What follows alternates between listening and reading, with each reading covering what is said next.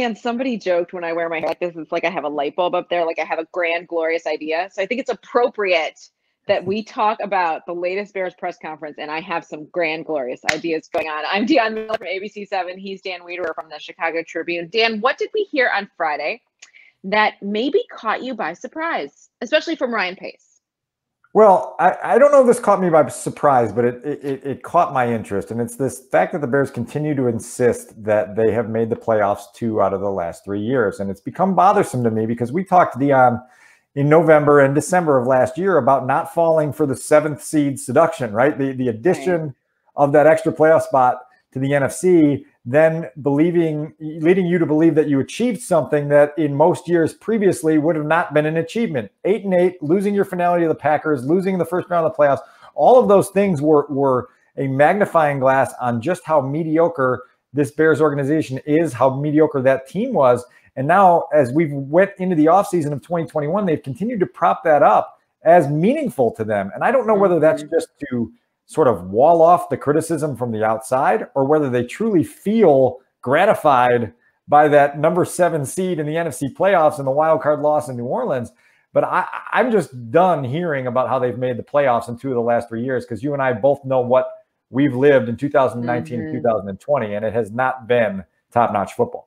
No, not playoff caliber at all. And I do think part of it is talking themselves into the fact that it's not as dire as it truly is inside Hallis Hall right now. And I think that's part of they're trying to control that conversation. Say, hey, look, we made the playoffs 2 of the last 3 years. Yes, but you didn't do anything with that. And it goes back to when they drafted Mitch Trubisky, it was not like we just hope that we eke into the playoffs with a court. No, the point was to win championships, to compete, to be at that level. And the only reason they were in 18 was because of that defense, not because of what they were doing offensively. And so I feel like they are saying that to kind of talk themselves into the fact that it's not as bad as it was, but I feel, or as it could be, but I feel like it's worse than it could have been, because they're not losing enough to get a high profile pick. And they're not winning enough to feel like they're going in the right direction.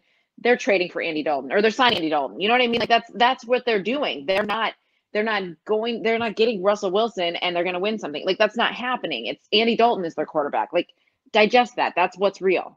I do know what you mean, because this is the middle of the road. This is no man's land. This is what we've talked about forever. And this sort of lost area of the NFL where they are right now. Not bad enough to have resources to do something with them. Not good enough to be a championship contender. And you use the T word. You use the T word here. Trubisky. Mitch Trubisky is no longer part of the organization. He's a backup in Buffalo now. 1-year deal, $2.5 million to be Josh Allen's backup with the Bills. And that is just another indication of a number 2 pick 4 years ago falling through the trapdoor here in Chicago. The Bears having nothing to show for it, right? They made the playoffs 2 of the last 3 years. That's what they have to show for it. Haven't won at a meaningful level. And now they have to start over at the quarterback position again with Andy Dalton, who, as you know, the signing of Andy Dalton, 1 year's $10 million, was what I expected in terms of the type of move that they were going to make this offseason. But the fan base certainly wanted something greater. And when they were left to settle for that as their meal, you felt the reaction for the last month plus. People are disappointed. They're frustrated. There's been a combination of anger and disenchantment that is hard to get your arms around. And so where do they go from here? Yeah, and Andy Dalton feels it too, right? I mean, which is sort of unfair. That's his welcome to a franchise that loves football, and I hope that that's what he gets out of that. But you mentioned now Andy Dalton is their reality, but Ryan Pace is still the one in charge, heading towards the draft, making these decisions, and that is mind-boggling to me, because as the deterioration has happened and as the mediocrity has kind of spread through the building, who's being held responsible here? Instead, I feel like they're fluffing each other up and being like, we believe we can collaborate, Okay, great. You can have great meetings, but what does that mean on the field? What does that mean when you're putting together a roster that isn't winning, that isn't at that playoff caliber? And so as Pace kind of moves forward as an evaluator, he was asked this several times last week, is he, for lack of a better description, gun shy? Like, is he questioning how he's evaluating things? Because wow, swing and miss.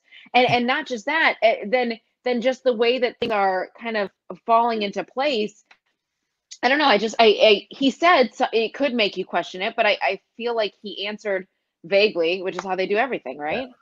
Yeah, no doubt about it. Dionne, I asked George McCaskey directly before week 1 last year just how much of his evaluation of the direction of the organization was going to be rooted in the ability of Ryan Pace and Matt Nagy to get the quarterback position fixed, to get it solved. And George's response was, I believe we have it solved. And he believed they had it solved because they told him that Mitch Trubisky was going to get one more crack at trying to hold down the starting position. And if he didn't, Nick Foles would be the safety net. Well, what happened? Neither one of them is in position to be the Bears starting quarterback in 2021. No. So they not only was it not solved, now they have to go back in the lab and try to create the experiment all over again. And so to your point about the question that was on everyone's mind in January about how, if you are George McCaskey and Ted Phillips, how do you trust Ryan Pace and Matt Nagy to go ahead and choose the next quarterback for you when one of them has swung and missed on a number of options at the position, whether it's Glennon, whether it's Trubisky, whether it's Foles, and the other one was brought in to develop your number 2 overall pick into a franchise star, failed to do so. And now it's like, okay, guys, give it another crack.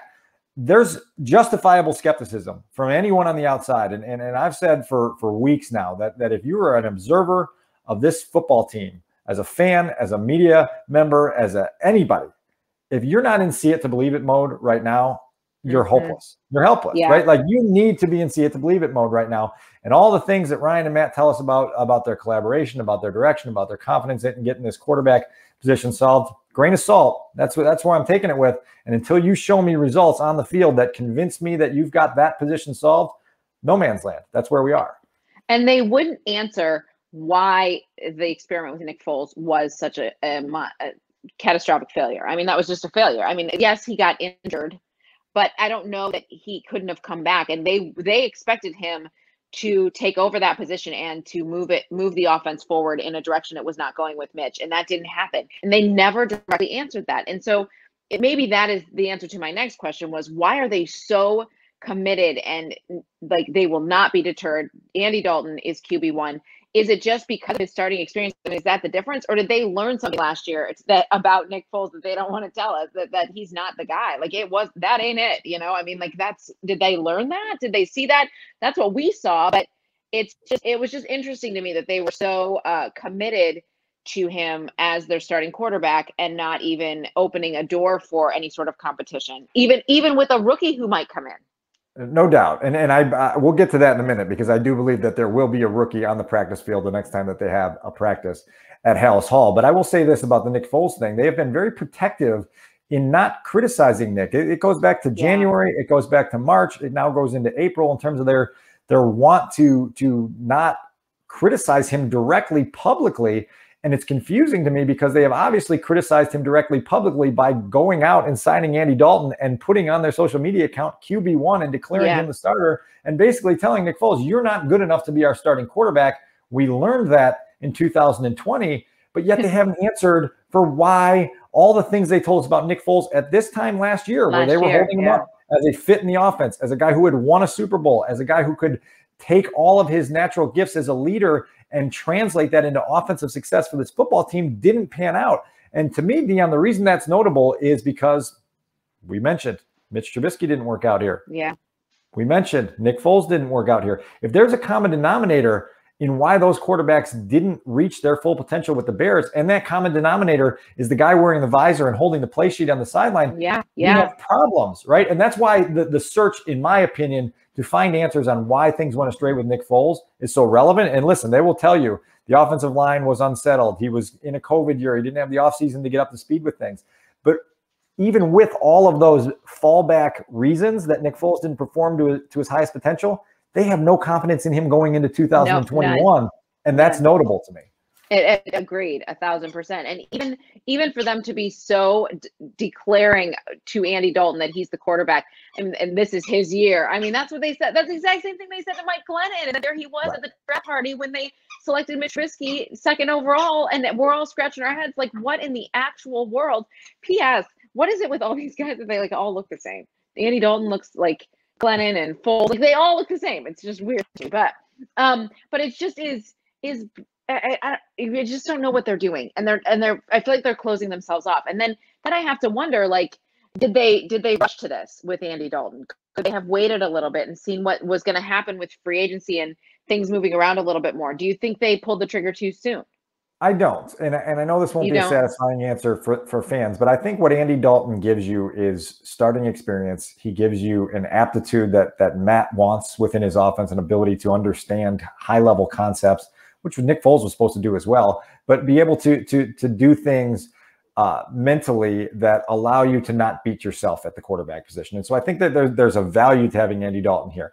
I think people on the outside need to understand what Andy Dalton is. Andy Dalton is a bridge. And Andy Dalton is a bridge, a one-year contract, $10 million to the next guy that they pick. And Matt and Ryan basically told you in January, a few days after last season ended, that they were eager to put their heads together, start doing homework, start going out on the pro day circuit, finding out about all the quarterbacks in this draft class and finding guys that they like, right? They got to find multiple. They're not picking in the top three. It can't just be, we're going to get one guy and we're going to fix it on that guy. You have to be ready to pick a guy at number 8 if you want to trade up. You got to be ready to pick a guy at number 20 if he's there. You got to be ready to pick a guy in the second and third rounds if he's there. And so they are going to go into the draft later this month with a want to draft a quarterback. Now they have to wait and see how that draft board falls. But again, as it relates back to your question about Andy's just a bridge. Andy's just here as a placeholder until that next guy is ready to play. And that's hard to sell because they sold that 4 years ago with the Glenn and Trubisky thing. It failed miserably, and now they're back at the starting line, and no one in the outside world and the fan base is ready to be back at the starting line being asked for patience, right? Their patience has worn to a nub, and they're like, enough with the request for patience. We're done being patient. I know. And what was hard for me was when Pace was talking, I swear, Dan, he sounded like they were already off to an 0-5 start. I mean, he sounded depressed. And usually this time of year, he's like energized and excited because this is where he shines. And that's where I come back to, you know, his draft evaluation and what his draft board looks like. Like, is he feeling a lot of pressure? I would think so. I would think he is feeling a ton of pressure heading into this one more than ever before because of what's at stake.